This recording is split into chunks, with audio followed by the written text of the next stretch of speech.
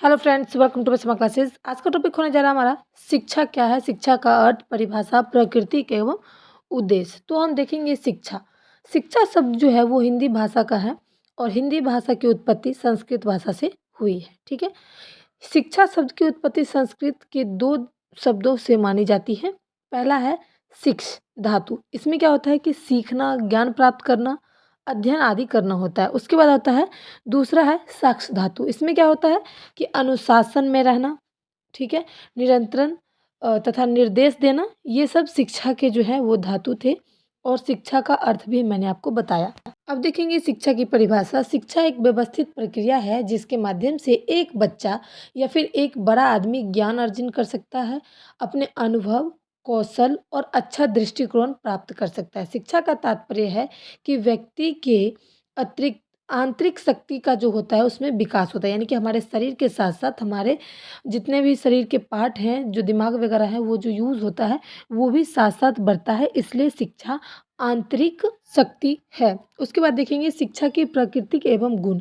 शिक्षा जीवन भर चलने वाली सतत प्रक्रिया है, यानी कि जीवन से लेकर मृत्यु के बीच चलने वाली प्रक्रिया है।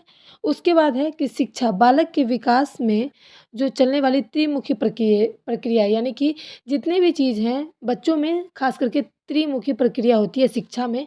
जैसे कि पहला है समाज विकास, उसके बाद दूसरा है शिक्षक, तीसरा है छात्र आदि शामिल होते हैं।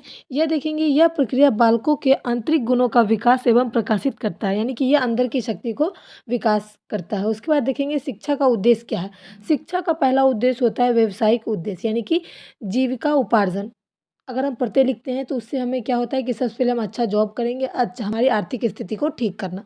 उसके बाद होता है ज्ञान अर्जन का उद्देश्य, यानी कि अगर हम पढ़ते हैं तो उससे हमें ज्ञान मिलता है। उसके बाद चरित्र निर्माण करना, यानी कि अपना चरित्र, कहते हैं अरे ये पढ़ा लिखा है तो उसका चरित्र से ही पता चलता है। उसके बाद आता है सामाजिक सफलता का उद्देश्य। समाज में अच्छा व्यक्ति बनने का अपने आप को एक परीक्षा के तौर पे स्पष्ट करना पड़ता है। उसके बाद आता है सांस्कृतिक उद्देश्य, हमारी जो कल्चर है उसको हम मानते हैं या नहीं पढ़ने के बाद। उसके बाद आता है शारीरिक का विकास का उद्देश्य, हमारे अंदर शरीर का भी विकास होना ज़रूरी है।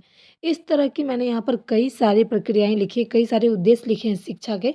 तो अगर आपको वीडियो पसंद आए लाइक करें, शेयर करें, सब्सक्राइब करें। Thanks for my video.